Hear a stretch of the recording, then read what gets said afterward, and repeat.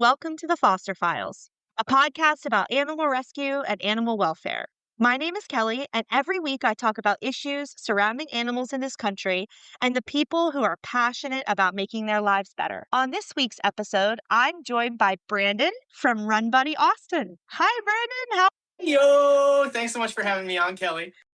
Thank.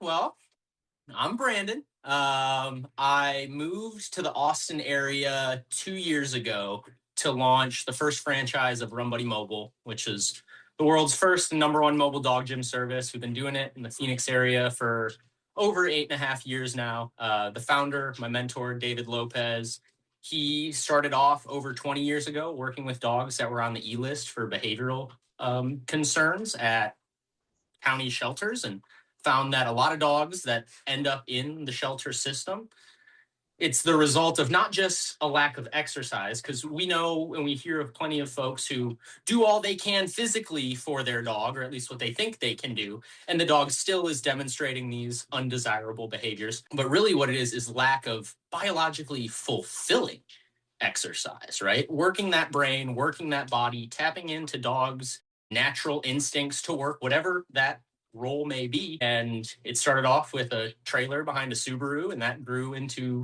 a fleet of 7 vans in the Phoenix area. And I was a client of Run Buddy for about a year and jumped ship from what I say is the super sexy world of plumbing, HVAC, and electrical sales. A little bit of backstory as to why I made that jump. I was the kid growing up where, like, I had a summer birthday. So I would just, instead of being at school surrounded by everybody, I would just reach out to my friends, my neighbors, my family, and say, hey, could you please bring a bunch of paper towel to the house so I can take it to the Humane Society?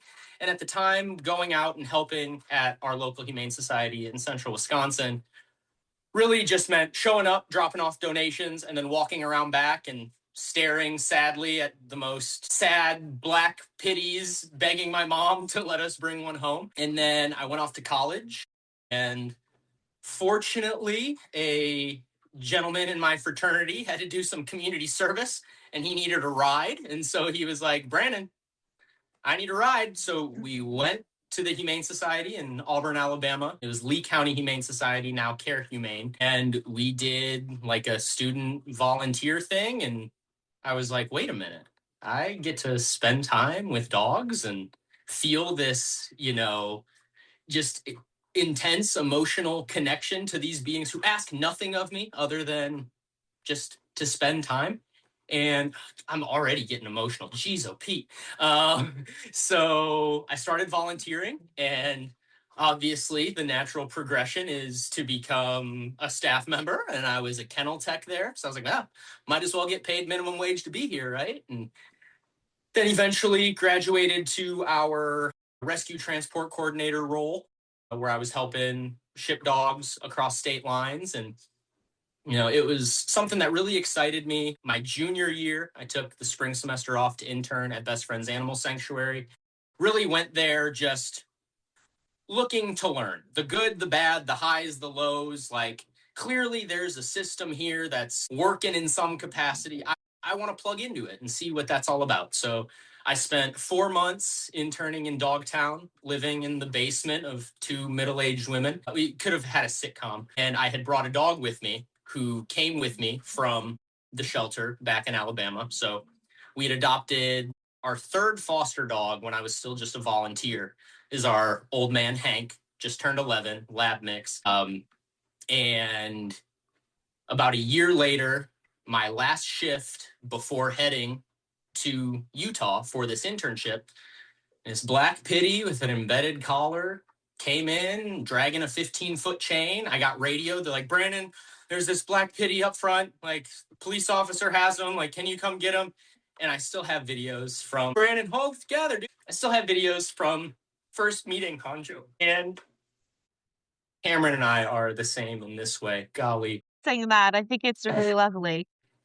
Spent that week, I was not much of a studier. And so I spent the entire finals week that I had at the shelter with Honcho in the back office with me. I said, if anyone comes looking for a black pitty that broke their chain, he is not here. And if in some way, shape, or form they find out he is here, I will pay triple the claim fee for them to surrender this dog.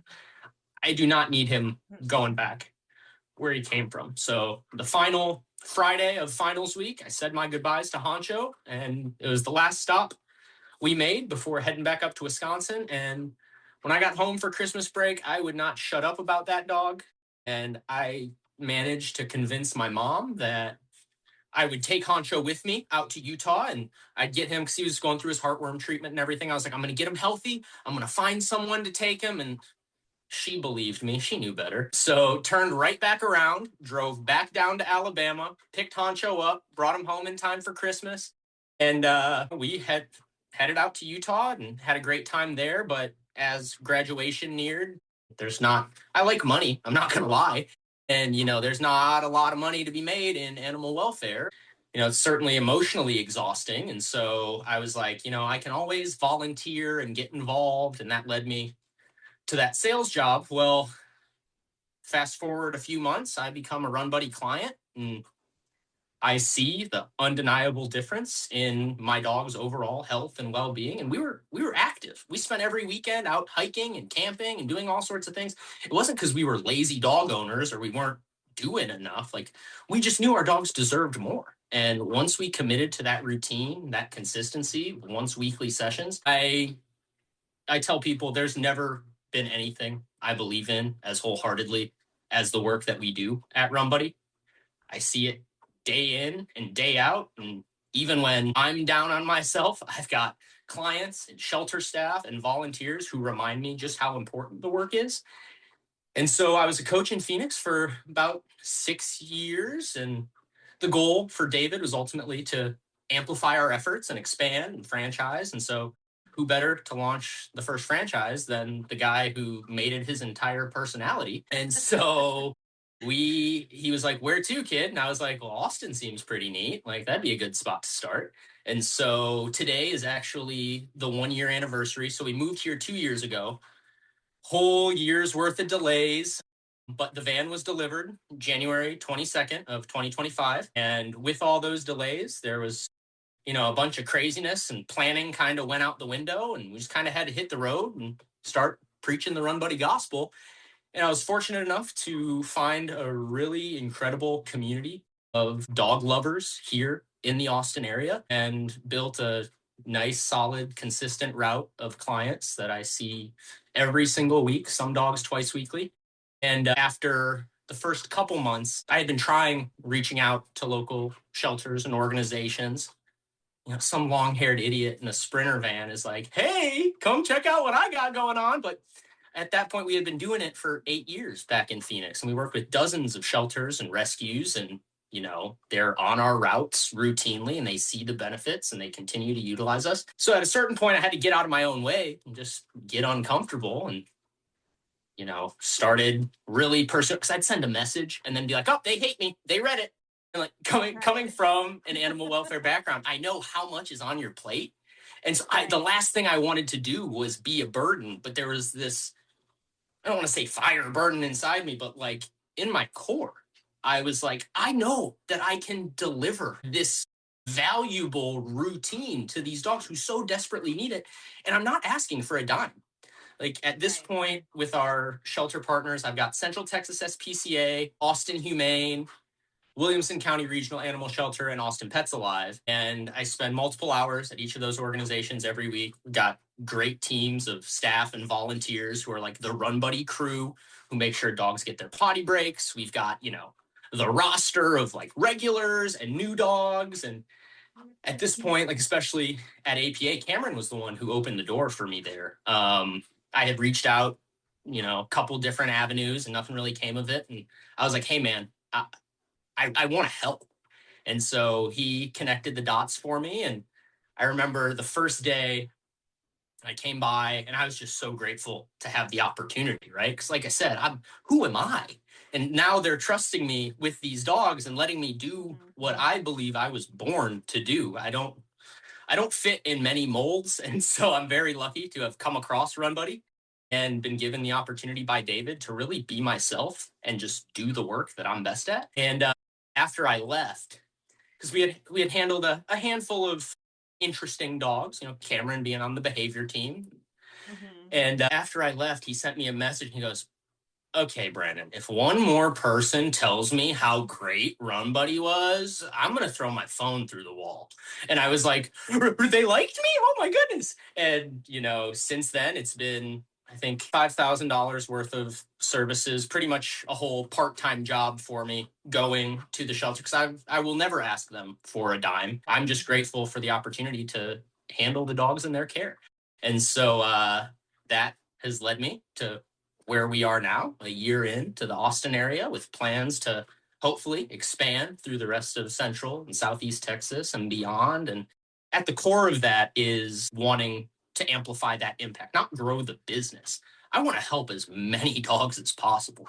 And so being able to work in the shelter environment and handle the variety of dogs that they trust me with. Like today, for example, I was at APA and we had a deaf dog. We had a terrified tripod. We had, a couple reactive dogs. And the great thing about the dog gym and the slat mill as a tool in the dog gym environment is that we are able to give dogs opportunities that they may not otherwise get.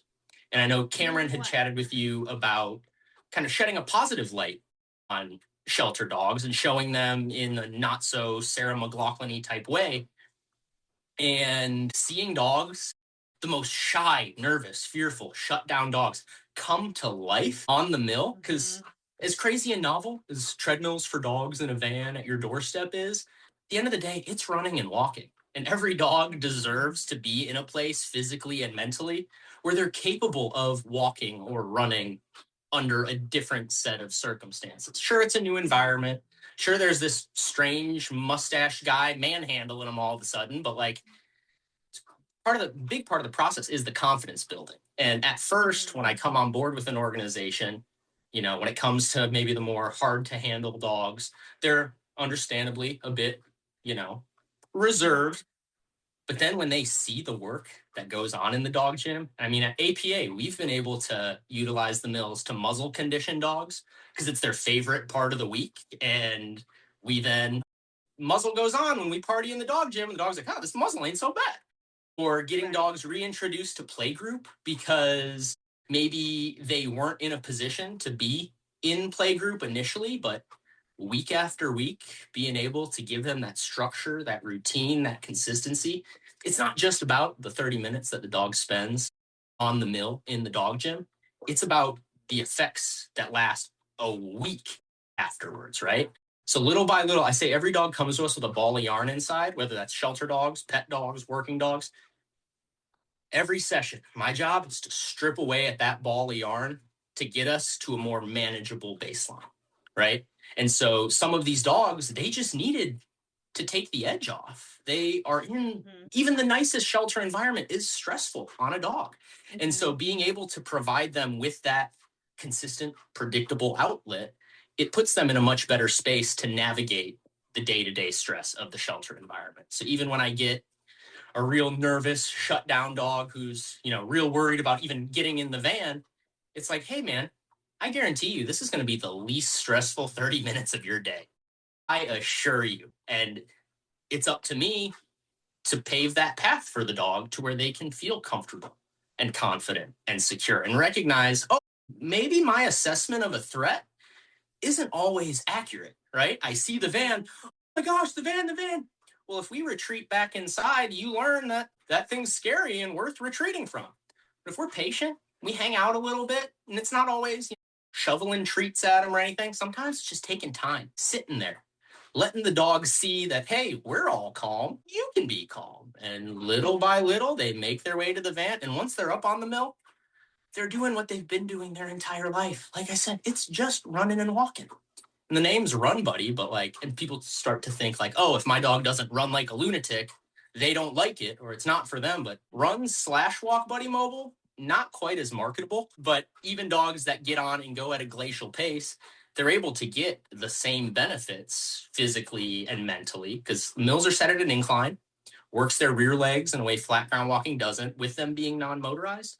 Dogs are constantly having to think. So reactive dogs, for example, we get two dog reactive dogs in the dog gym, sometimes they don't even notice the other dog is there while they're figuring out what they're doing.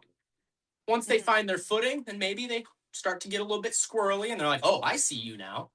But even if they fixate on that trigger, whether it's another dog or, a person outside the van, whatever, that dog can only go so fast for so long before they need to focus on their footwork again. So you see a lot of dogs with behavioral concerns in the shelter environment, particularly, let's talk reactivity. How is that managed in the shelter environment? You've got folks handling the dogs, trying to distract them. The dog has no real baseline of obedience. You're not speaking the same language as the dog. And so it's unfair to expect them to behave any differently. Well, in the dog gym, that dog's fixated. Oh, let me at him. And then that thought process gets interrupted by the need to focus on our footwork. And so rather than giving a correction or trying to distract the dog, they're interrupting that behavior themselves. All the while, as they're moving, their body's changing chemically. So at the end of their session, not only have they, burn off some steam, but they're feeling this endorphin rush. Chemically, they are different. And they're building that positive association between that rush of relief that they get after doing whatever it is they did on the sled, whether it's running, whether it's just marching along, very rigid and calculated. And they're able to build that positive association between that feeling and being in close quarters with another dog. Does that mean magically they're cured and they love all dogs? Absolutely not, but it's a step in the right direction. And those dogs begin to get excited. One of my favorite things is when volunteers bring the dogs out and they got to do their potty break first, right? There are dogs trying to pull volunteers' shoulders out of place because they see the dog gym. They're like, it's time to party. Brandon's here. And it's like, hey, man, you got to go poop first. Like, let's get that taken care of. But yeah, so that is me. That is Rum Buddy. Could you keep it down over there? I can hardly get a word in over here. Listen, here's the thing. I think a great interviewer or a mediocre. Don't be afraid to reel me in. Okay, I'll keep that in mind. But I do have some questions. So Yeah. It sounds pretty evident the benefit of Run Buddy for shelter dogs, right?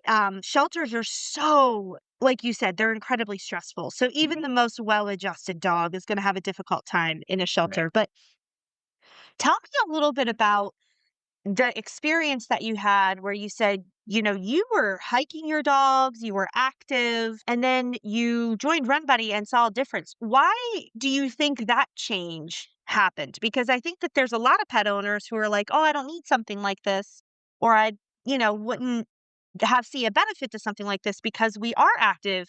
We walk every day. We do long walks. Maybe they run with their dog already. Maybe they hike. Maybe they do other physical activity, maybe agility, maybe dock diving, those kinds of things.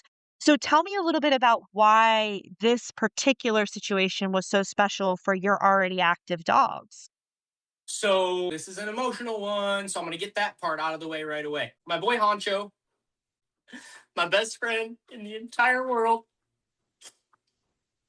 There was one day where we went to go get it was like a vaccine day or something. And he came home and I got a call from my girlfriend, Emmy. Emmy, by the way, shout out to her. None of this would be possible if it wasn't for her holding down the fort and making sure that the lights are on, the dogs are fed. Like, she does everything while I chase this silly little dream. And she called me frantic and it was like, Honcho's breathing heavy. Like, I don't know, there's this lump on his chest. And we took him in, and completely unrelated to what had happened that day, we find out that he's got cancer. And it is very far along. And we didn't have much time left with him. But the quality of that time that we got when things really started to shut down, like I always joked, I was like, if we could just buy him a new set of lungs, like we'd buy some more time. Like, physically, he was capable. His back legs were strong and mobile. And he had, even as he started to deteriorate, that base that we had built with him that would not have otherwise been built with just the regular exercise we were giving him, that bought us more time with Honcho. And I think regardless of whether or not your dog has behavioral issues or if the vet tells you, they've got to lose a few pounds, because these are all things that when I tell people the types of clients we work with, they're like, well, that doesn't apply to me. That doesn't apply to me. That doesn't apply to me.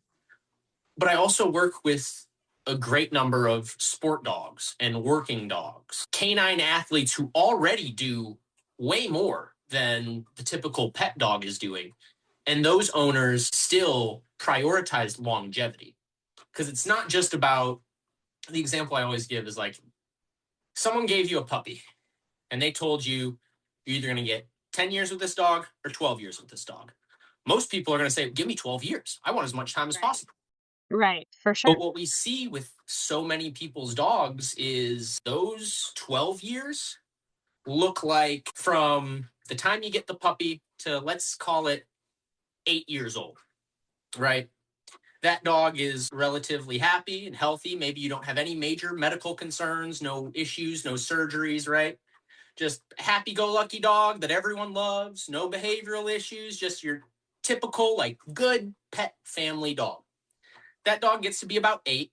Well, maybe that dog has always been a little bit chonky or whatever, and it was endearing, and people were like, oh, yeah, he's a big boy. Well, that dog's now 8, and their body's starting to slow down. And now not only are they slowing down and their systems are not running optimally, but they're now carrying an additional, let's call it 5 pounds, that makes things significantly more difficult. So from 8 to 10, you see this steep decline in the dog's activity levels. You're not giving the dog as many opportunities to be active because you don't want them to overdo it or they don't seem interested. And then from 10 to 12, you are spending an arm and a leg on every treatment and supplement and hoping that you find some miracle that is going to keep your dog along with you longer, right? Now, let's look at that 10 years. So my dog Hank just turned 11. We call him the sexy grandpa. He is a lean machine. He's in arguably the best shape of his life. I look back at pictures of him when we were out hiking and doing all these things, and I'm like, he was still carrying extra weight that he didn't really need to be carrying. It was putting strain on him through all of these activities, right? And so if you're given that dog for 10 years, but let's say around age 5 or 6, before they start showing signs of age, you start prioritizing longevity. And whether that's through supplementation or, additional activities that really focus on, building strong mobile back legs and, like the mobility aspect of things. If you focus on those things from 5 to 8, well, when that dog's 8, they're going to be a lot better off than that other 8-year-old dog, right? They're going to be closer to the version of that dog that they were at 5. And from 8 to 10, yeah, maybe the intensity of the dog's exercise slows down. Maybe they're not able to enjoy as long of a run or hike, or they don't swim quite as much, but they're still excited to do it. They've got that zest for life. If from 8 to 10, that dog's doing things at maybe just a little bit slower pace, and then one day they're gone, I am going to feel infinitely better with the quality of the years that I got with that dog than having spent the tail end of a dog's life mourning the loss of that dog that you loved and adored for 8 years, but you watched waste away for 4 years, right?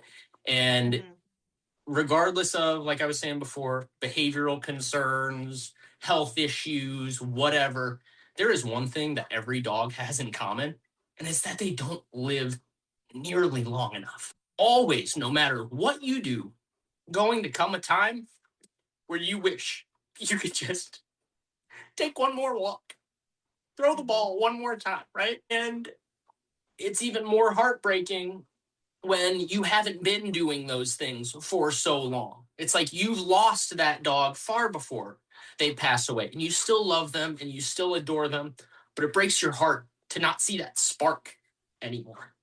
And so Hank just turned 11, and every day with him, I'm so grateful.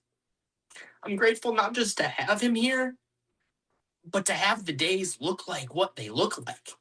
This morning, I'm solo dog dadding for the rest of the week, and that meant that mom wasn't going to be home with them all day like she normally was. So My first client, I had to be out the door at 6:30. So I was up at 4 o'clock so we could take our morning walk.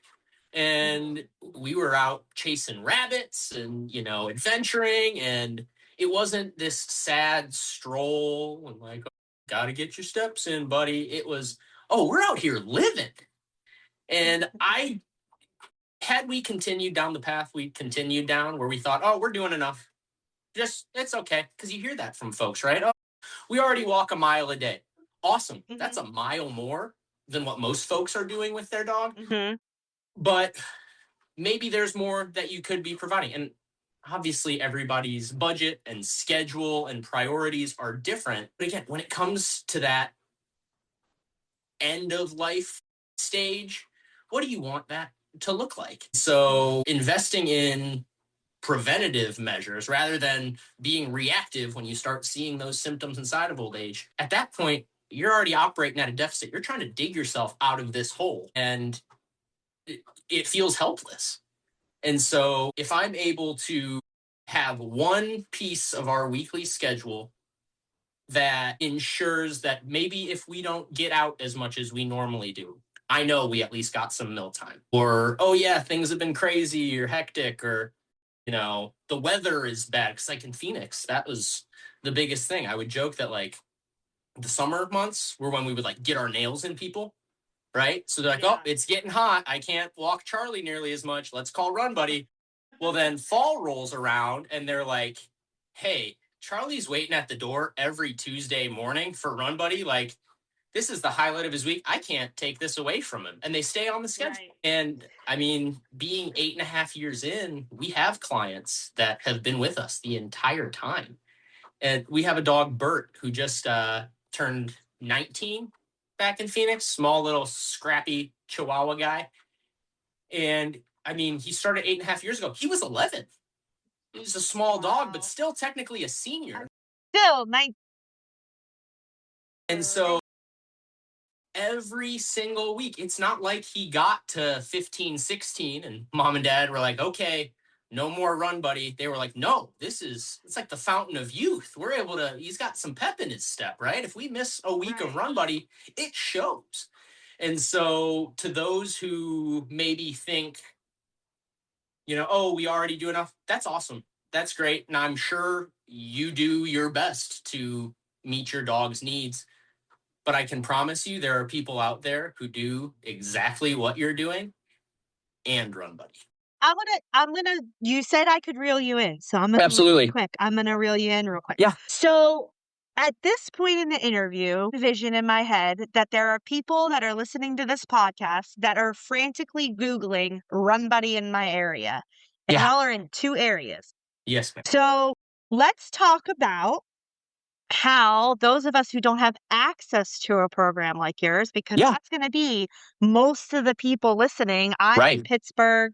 A lot of my listeners are in Western Pennsylvania, from what I can tell. So how do we, as people who are buying what you're selling, right, for our dogs, how do we do better? How do we do more, knowing that we have schedule limitations or our own physical limitations? A lot of dog owners have their own physical limitations. Absolutely. Monetary limitations. What are some things that they can do to better the longevity of their own pets? I mean, there's a lot that goes in, to the diet and supplementation side. And I mean, that is sometimes tricky waters to navigate, right? It's just like anything in animal welfare. They fall into their camps and they have their ideas. So I would say find things that you are comfortable with that, like you said, they fit your budget, they fit your time constraints. It is not worth stressing yourself to death thinking that you are not doing enough for your dog. Oh, I don't have this. I can't afford that. I don't have time for this. Quality over quantity. And when you do look for activities to engage with your dog, find something that excites them, do it safely, do it as much as you can. And in the meantime, prioritize getting some work at an incline, working those back legs. I see one of the things we run into a lot is people who are like, oh yeah, I already walk my dog however much a day. And they're walking their dog at their pace on hard, flat ground. Again, it's more than most people do. A lot of people do not do anything with their Right. dogs. And it's a and that they don't love their dogs. I stress a lot the difference between loving your dog and caring for your dog, right? Mm-hmm. Caring for your dog means doing whatever within your means you can do to enhance their quality of life, right? Sometimes that means mixing in some brain games, snuffle mat, rolling up a towel, tying it up, simple things that you don't have to buy all the fun things you see marketed on social media. That is in no way an indication of who you are as a pet parent or your ability to care for your animal. Do what you can and enjoy every moment of it. If it is causing you an immense amount of stress to feel like you need to keep up, you need to take care of yourself to take care of your dog. And Can I tell you a story? Yeah, please. Exclusive. Yeah, my now husband and I got together and we had 5 dogs for about 7. Crazy people. I love it. I know, we are. Well, yeah, ask anybody in his family and they'll say, yeah, she's nuts. So, I had an American Eskimo. She was like a mix. She was probably like mixed with Spitz, and she was a good girl. I used to do a lot of I would walk the dogs. I would, off leash walk the dogs. And then one summer, I was between jobs. I had gotten laid off from one job, and I kind of took my time finding a new job. Well, I'm very type A, and so I could not sit still for long. So I ended up hiking the dogs every day. Just there we're in Western Pennsylvania. There's a lot of hills around here. And I would hike the dogs off leash. And we would go for an hour every day. So I take little girl to the vet for a regular exam. And our vet at the time, she goes, "Oh, that's weird." She's like doing the physical exam and she's like, "Doesn't this dog have 2 luxating patellas? Like, that's in my notes that she has 2 luxating patellas." I'm like, "Yeah, she if she springs really hard, she does like a yelp because her patellas pop out, pop back into place." She's like, "When's the last time she did that?" I'm like, "I think about it. I haven't seen her done in a while." She's like, "Yeah, they don't luxate anymore." She's like, "What have you been doing different?" I said, "I'm laid off from work right now. Like, I'm not working. So I literally just hike every day." She's like, "Keep doing what you're doing." That dog lived the rest of her life with no luxating patellas. And it's so funny. I knew exactly where it was going once you started saying it. I could not.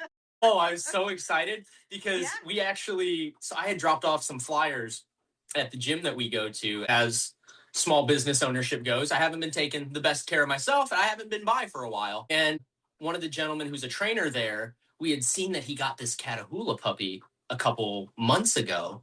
And I was like, oh, he's going to need to call me. He's going to need to call me. But I didn't really know the guy or anything. And Emmy was in the gym the other day and he waves her down.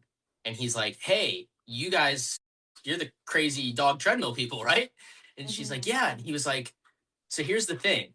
My Catahoula is like 9 months old and he's been having some issues luxating patella. And he's like, I was wondering if that's something that you can help with." And it's something that we've seen dozens of times over the years.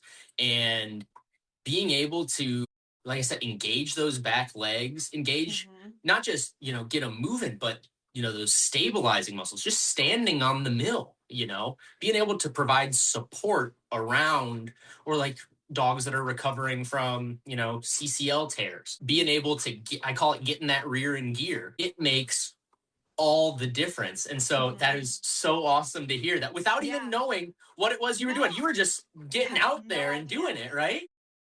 Doing it for my mental health more than, and honestly, selfishly, it was like, I got to get out of this house. I hate the fact that I don't have a job. I've been working since I was 15 at a real job, 10's babysitting. So like, I couldn't, you know what I mean? I couldn't be sitting still. And I just was doing it for myself. And I got really lucky in the sense that it was also the right thing to do for the dogs at the time. And then I don't know if you've had an opportunity to listen to the podcast, but when you talked about back legs, we just lost our 15-year-old Shih Tzu in early December. His name was Snowball. And I talked a lot on the podcast about how he was diagnosed 2 summers ago with degenerative disc disease. And we took a lot of extra steps to try to, kind of prolong Right. what ended up being the inevitable Yeah. of him. And unfortunately, he fell and had paralysis, and we had to say goodbye. But up So until sorry. that point, Yeah. thank you. Up until that point, though, I mean, I have video from 2 nights before where he's, Yeah. like, running around the neighborhood with us. Like, it's his own little run and whatnot, but, I mean, so I think that there are so many benefits to the physical side of it. Mm. Obviously, not just we know this as human Yeah. beings, we know that Right. every animal needs exercise. But I really love that you're also putting an emphasis on the mental stimulation that it provides for these dogs. It's very difficult to be reactive when you're trying not to fall off a treadmill Yep. and lose your and can't you right? I mean, think of Priorities. people don't kill their husbands and happy dogs don't react in other But a little Legally Blonde there for you. I think it's so interesting too that you're like, do what's within the parameters of what you could do. And certainly, ideally, if you can get the dog at an incline and give the dog an opportunity to, go up a hill and get up a hill and work those back legs, that's great. But also use those for enrichment. We have found that to be a massive help for our current foster dog who's Yeah. reactive. So I love that you're kind of working that all in Yeah. as an opportunity to say this is a holistic approach to the physical and mental well-being of the animal. Yeah. And that's, I mean, honestly, the most transformative results I see are from the dogs who don't need to run themselves ragged. It's the dogs that need to find peace. They need to find balance. They need to, some of the most high energy dogs that I work with, they get in the dog gym and they go at a glacial pace because it's like teaching a kid to meditate, right? You're like, hey, reel in all your thoughts, focus, and you want to go zig and zag and go every which way. And now I'm saying, hey, buddy, straight line for 30 minutes. It takes a lot of brain space, a lot of energy to slow down and just focus. And when folks, like I said earlier, get so tied up in the idea that it's about the running, it's about, oh, the van's coming and the dog's going to run and they're going to be tired. Like, no, it's about getting that dog to that baseline to where mentally they are more at peace. Because if we have a dog who's shy, nervous, fearful, do we want them to feel stressed out every single day by the world around them? Certainly not. Right. And like, there are so many people who are quick to say, oh, I already do this form of exercise, this form of exercise, this form of exercise. Very few people are doing more beyond the exercise, right? It's, I already take my dog to the park for 3 hours a day and he still demonstrates this behavior. And you're like, yeah, well, your dog wasn't born to just play fetch mindlessly at the park for hours. You're just better conditioning that dog to go longer the next time. So if we can pivot and people can understand that, because a lot of what I do is education. I like to entertain, I like to engage, but really, if I want Run Buddy to get to the point where I want it to be, where I believe it should be, where we can make the most positive impact at the largest scale, it's rooted in education and helping the everyday pet parent understand that there's more than just buying your dog cute outfits and, and things like that. Like, if we really want to care for our dogs, we need to assess, hey, what are we doing to, okay, I'm going to reel myself in after this one. So we have a German wire-haired pointer, right? Finley, okay. She's 10, going to be 11. Wonderful dog. And I saw a post on a Facebook page for German wire-haired pointers last night saying, is it possible for German wire hairs to have 80? It seems like no matter what I do, my dog is just a 2-year-old German wire haired pointer, a breed that was made to be a versatile hunting dog, to do anything and everything in the world of small game, upland. Like, there are so many different roles and purposes that these dogs were born to have.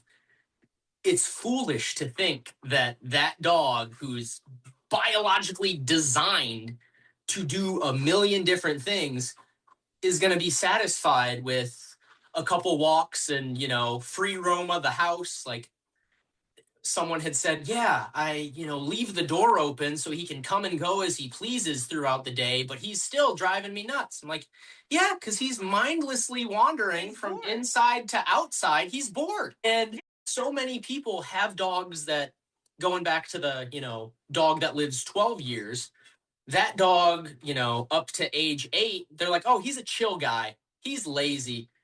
When really that dog's depressed. The dog's well loved, but the dog is depressed because maybe you worked on training and you built a foundation of obedience, but a dog that doesn't behave like a dog isn't a well-trained dog. It's a dog that's been suppressed. You've taken this herding breed dog and told it, don't herd the children, and I'm not going to give you any toys that can, simulate that. So you're going to go to place and you're going to hang, and then the dog just wastes away because they're like, well, if I bark, I get yelled at. If I chase this, I get yelled at. So what am I going to do?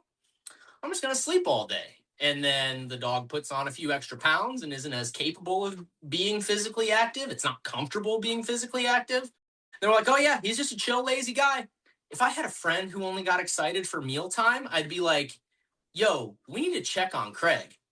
Like, It's one of the things that I have brought up in the past. I had some neighbors stop by around Christmas time, and you get to be, and this I'm sure has happened to you, you get to be the person in your neighborhood, in your community, like you're the dog person. yeah. So even if they don't have a dog, they ask you about their friends that have a dog or whatever. Okay. So they were like, yeah, our friend just got an Australian Shepherd puppy. Okay. It's insane. I said, well, yeah, it's an Australian Shepherd puppy. So yeah, it's born to be. They got what they paid for.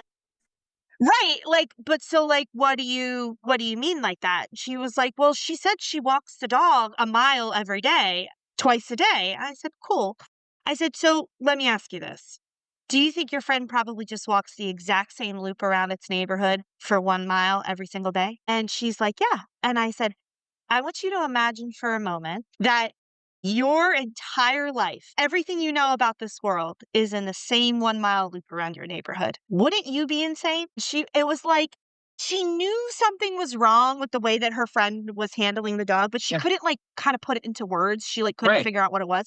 And like this light bulb went off in my neighbor's head and she was like, oh my God, you're so right. I'm like, that dog is bored to death. Yeah. I said, and so the dog is lashing out. So like to your point, some dogs are going to be, quiet or chill or depressed. And then others are going to lash out. And so they're going to chew your stuff or they're going to, herd the kids or, whatever negative behavior.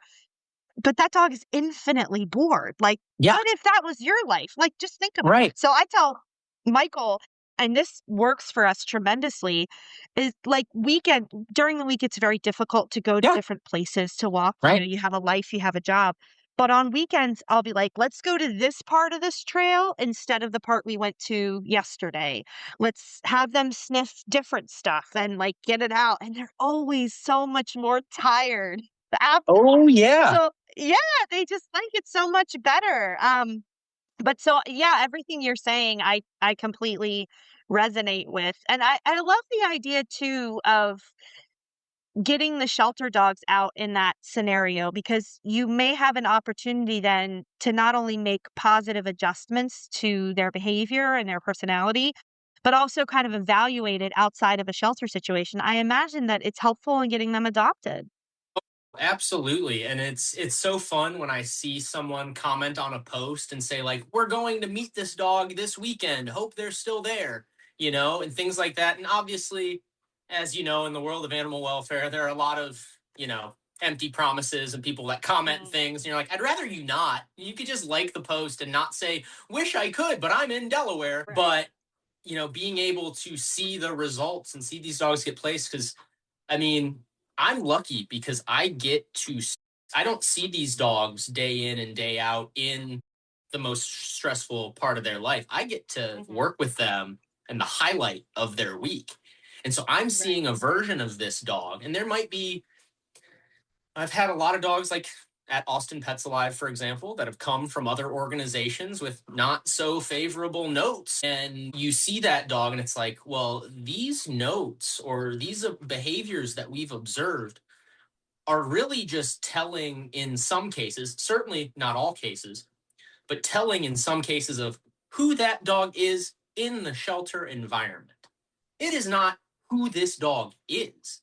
Because I assure you, there are countless easy, happy-go-lucky pet dogs that if you took them and you put them in the shelter environment, you would see a wildly different version of that dog. Some within a matter of hours, some days, some weeks.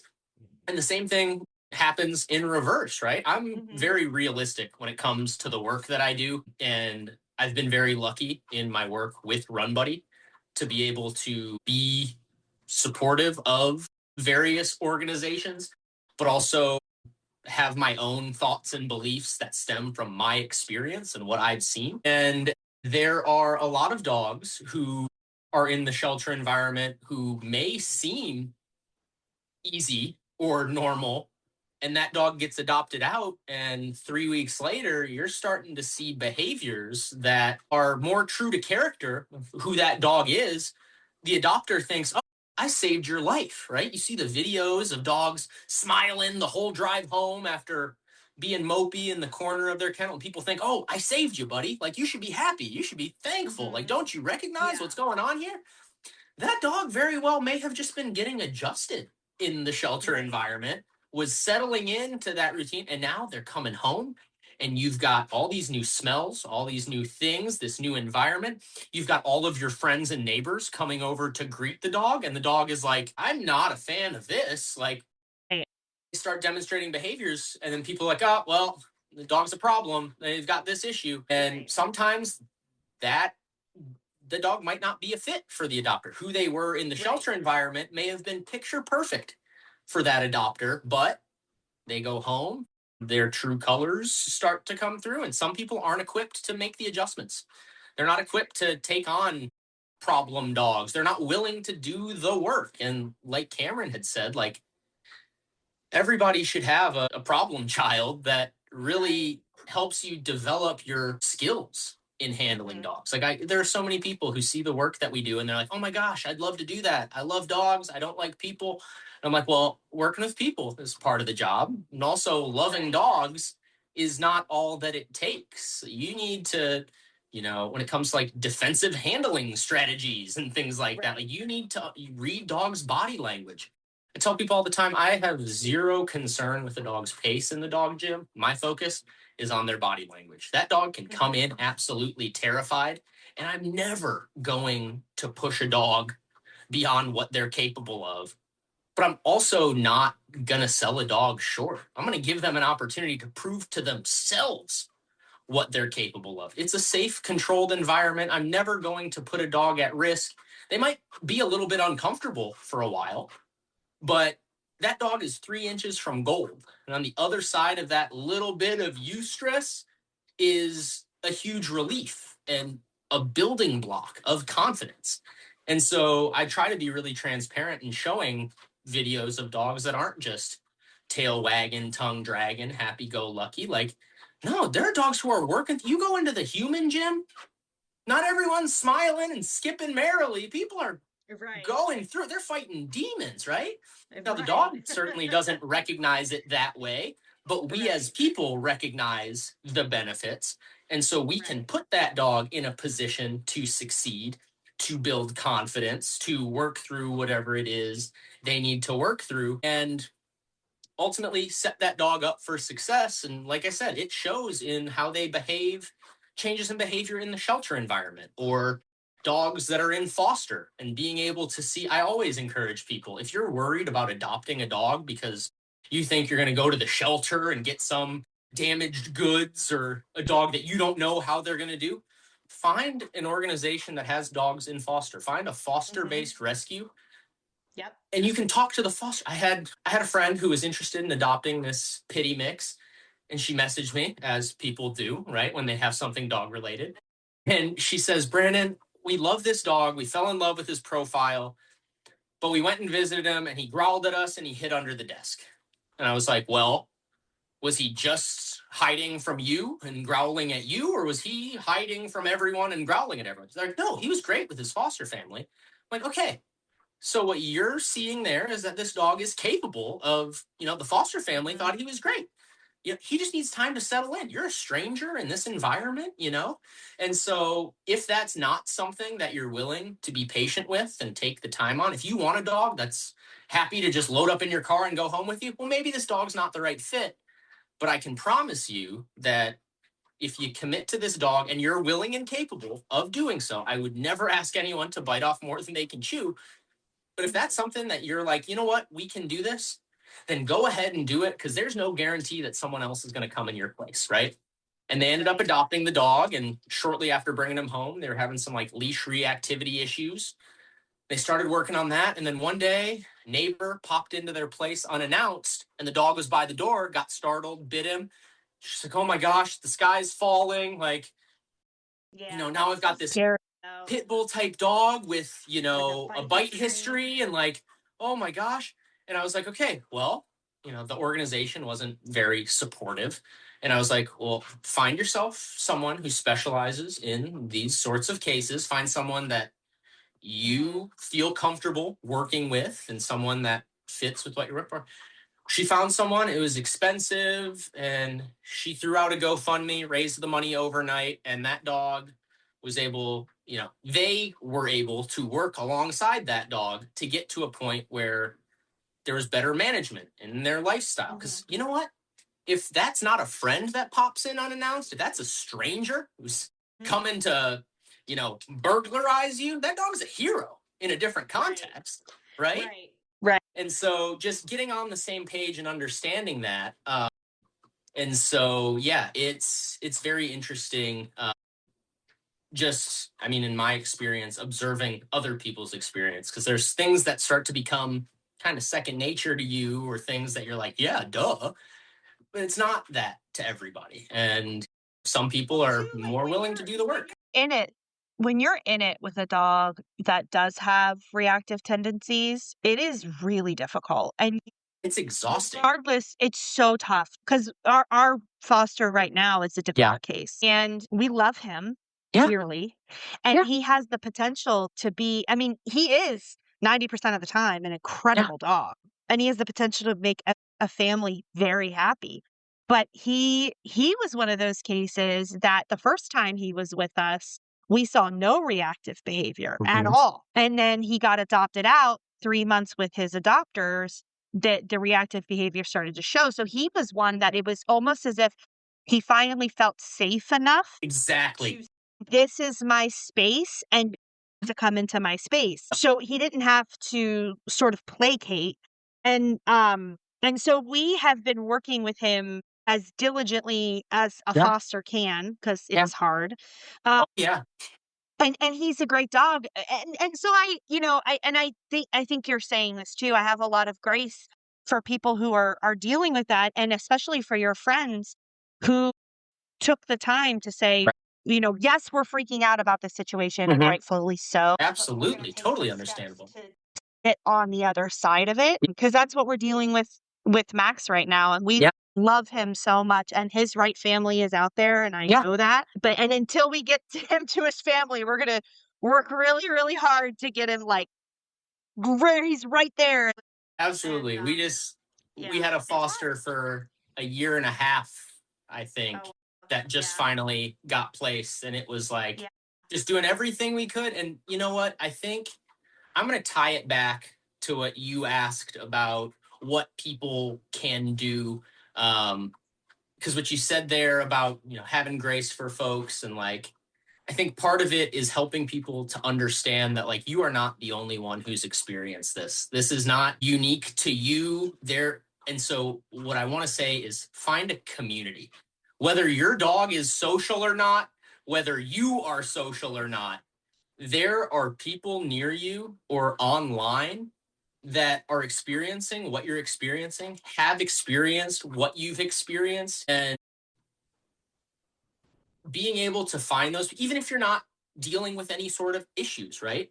Finding people that you can get out and be like, hey, can we do parallel walks together on the weekends? here in Austin, there's a reactive dog group where it's a bunch of folks who have reactive dogs who meet up once a month and they go out and they've got a little system in place, and it's like very supportive community, and everyone's coming there with the same sort of set of problems. It may show itself differently, but they all have the common goal of working on it and committing to their dog to helping them live their best life possible. So if there's anything you can do, regardless of your budget, regardless of your schedule, find a community, reach out. And I did a whole last podcast Yeah. because I needed a community. Yeah, I'm so grateful that you did.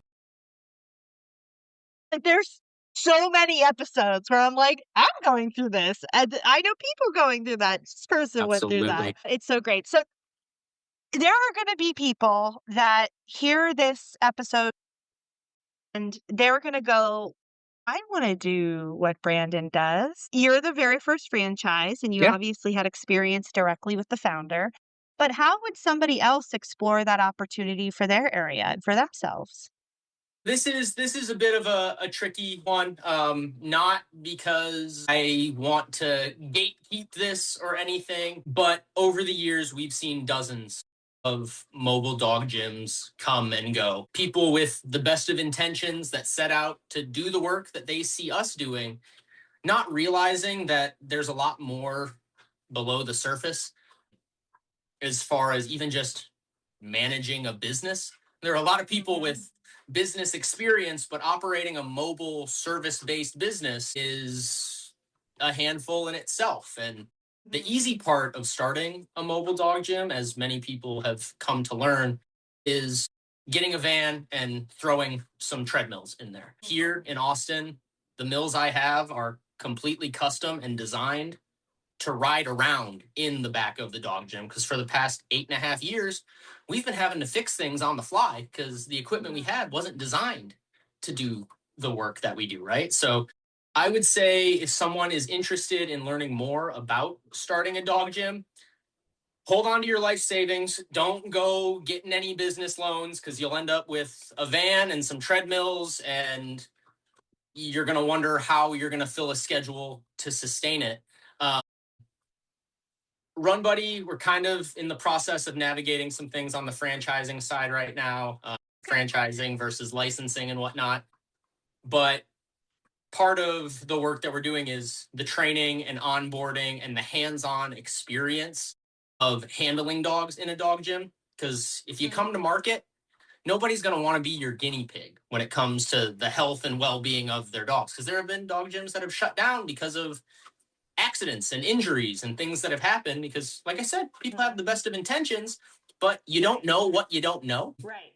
So if you're interested, I would reach out to info@runbuddy.com, and you can learn more about franchising and licensing and the education side of things. But if this is something that you see and you think is fun and exciting, go get involved. And if you are involved already, do more, find more, because guess what? Starting a dog gym is going to take a lot of effort and a lot of time. And so if you have that time and effort to dedicate, go out and build your skills, right? Go out and, maybe if you've been volunteering and just walking dogs, go learn what more you can do to maybe work with some of the problem children. Build that experience, that hands-on experience working with dogs of all kinds, because I assure you, you are not gonna fill a schedule of just happy-go-lucky dogs. And the nature of the work that we do lends itself to supporting those dogs that may be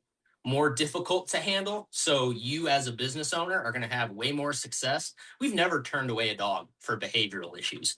And it's not because we take a gamble and think, oh, maybe we can do this. It's because we know no matter what that dog gives us, we know how to navigate it. And I wouldn't want someone to put themselves in a position to promise to deliver results that maybe they're not capable of delivering. Because a lot of people will ask me questions, even like trainers and other dog gyms will reach out and be like, hey, I'm running into this. And there are so many things that honestly, it's by feel. Like volunteers will ask me like, oh, why did you adjust that? Why did you do that? And I was like, well, tens of thousands of dogs have stepped into my office at this point.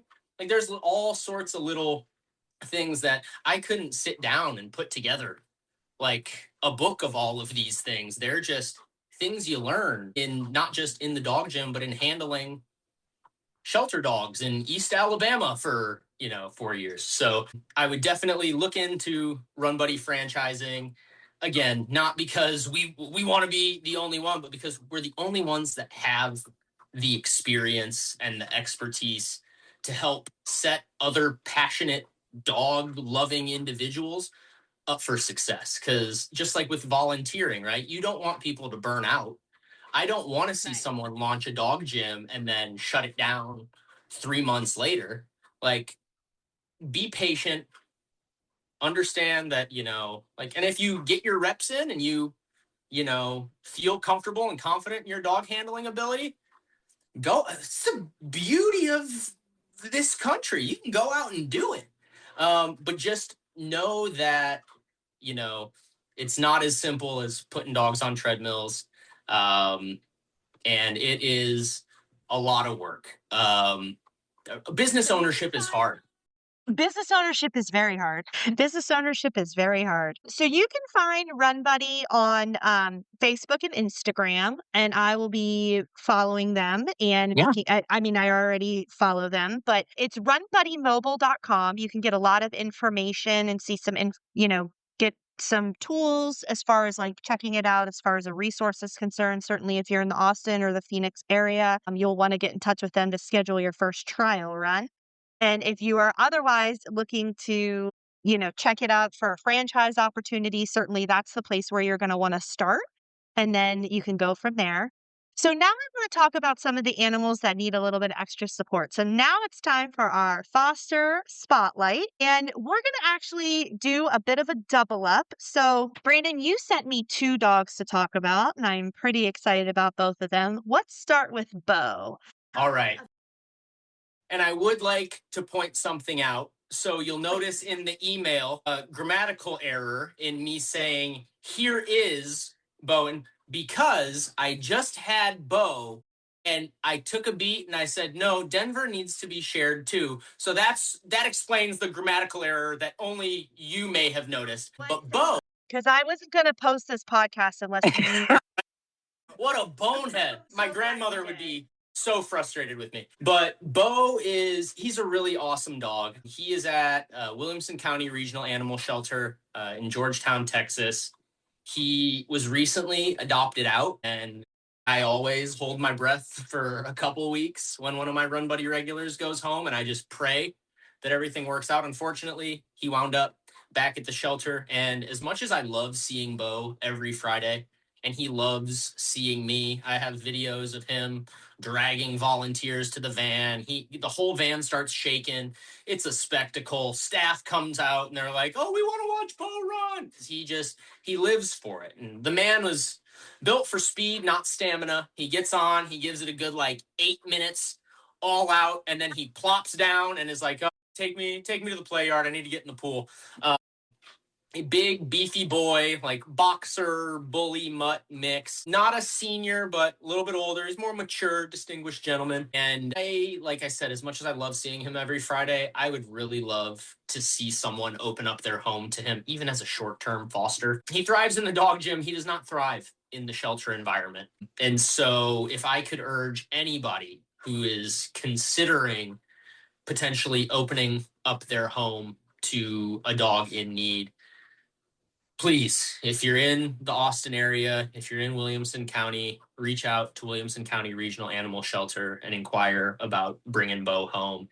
Even if it's just for a week or two, he will benefit immensely from getting out of there. And then we can form even better notes on how he is in the household and things like that. And those things change over time. So, what may have been on his notes upon intake might be different. Or if he goes into a home that's a little bit different than his recent adopter, maybe we'll know what things maybe make for a better fit for him. He's just an incredible dog, a dog that, in other places may not get as many chances as he's gotten, just from not because of anything he's done, but just a time consideration, right? He's been around for a while.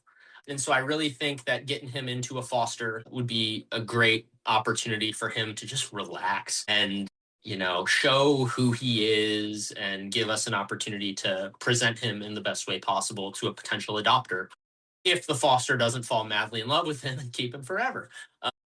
If Bo at 7 years old is somebody that you're interested in, check out the show notes because I will be linking him in the show notes. And if you could do me a favor and send me some of those videos of you running, Yes, absolutely. I'll post that to the Instagram page. Awesome. That would be so great. That would be I would love that. Just in case a meaty 7-year-old boxer pity mix isn't your cup of tea, now we can talk about this freckle-footed guy named Denver.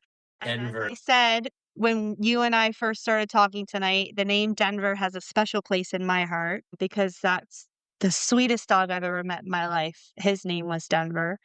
So tell me about Denver. Why did you send me him? So Denver is at Central Texas SPCA in Leander, just north of Austin. And they are currently in the process of building a new facility, which is great. And they're a smaller organization, so it's not like there's rows of kennels full of dogs. They've got a pretty small crew over there. And Denver the dude needs out. He does not thrive even with the amount of individualized care and attention he gets from being at Central Texas SPCA. The dude needs more than just to hang out and run and get excited to see me every week. And I had a conversation a little while ago with some staff, and I was like, hey, because every organization is different in how they go about, offering fostering, or we only do foster to adopt or whatever. And I was like, hey, because every time I show up, they're like, yep, you can grab Denver. Please grab Denver. He needs it. He's waiting for you. And I was like, I'd really love to push to find him a foster. And they were like, oh, he needs it. That would be amazing. Like, the more eyeballs and attention we can get on Denver, he's a rambunctious dude. I'll send you some videos of him on the mill as well. He's kind of a dopey, boxery, houndy, just big old hound. Yeah, he's like a purebred doofus. And he's such a sweet boy. He's so loving. He does well with other dogs. He, is in runs with a different dog every week, and he is cool as a cucumber. But yeah, again, going back to that ball of yarn thing, Denver's got a ball of yarn that needs to be stripped away at.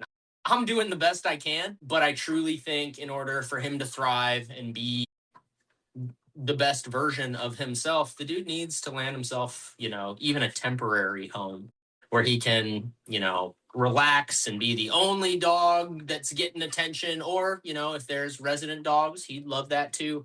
But really just to be able to have a home to himself, not be, a dog in the rotation. He just needs some individual care so we can really get an idea of who he is outside of the shelter environment. Because, I mean, if you show up and you meet him, you're like, oh, that's a lot of dog. But I assure you, if he was in a different set of circumstances, if his day-to-day life wasn't made up of construction work going on around him, he'd be a damn good companion. So if anyone is willing to, like I said, yeah, he's an awesome dude. He just needs someone who's going to let him be a doofus, but also, give him some boundaries and some structure. And, he just wants to please. He's a real goofy guy who needs some one-on-one time. So I would love for somebody to see this and say, you know what? Let's break Denver out for a couple weeks. Let's give him a chance to, stretch his legs, curl up on the couch, just blossom. I love his little face, and I will be putting him in the show notes as well and linking him. But as for you, my new friend in Austin, first, suck it, Mom. Got a friend. Tell you, I'm clipping that and sending it to Colleen. If I visit Austin, you, me, Emmy, the doc, Cam, and my husband Michael, we're all going out. We're going to a brewery that's a dog-friendly brewery. Or we're going to the Bat Bridge because that's my favorite place in Austin. I will stand by that forever. And yeah, we're going to have a good time because you guys. I'll bring the Kleenex. There'll be plenty of tears. I'm sure of it. And Michael, because my husband's the same way. That's awesome. But I can't thank you enough for the work that you're doing in taking your little piece of passion and really saying, I'm going to do as much as I can to better the lives of the dogs and the humans around me. I love that. I think that that's so great. And I really appreciate the time that you took out of your very long day that you had today This to is icing on the cake. time with me and talk to me. And I so look forward to us talking again in the future and seeing more of your awesome videos. Because honestly, I reached out to you because those videos are so fun.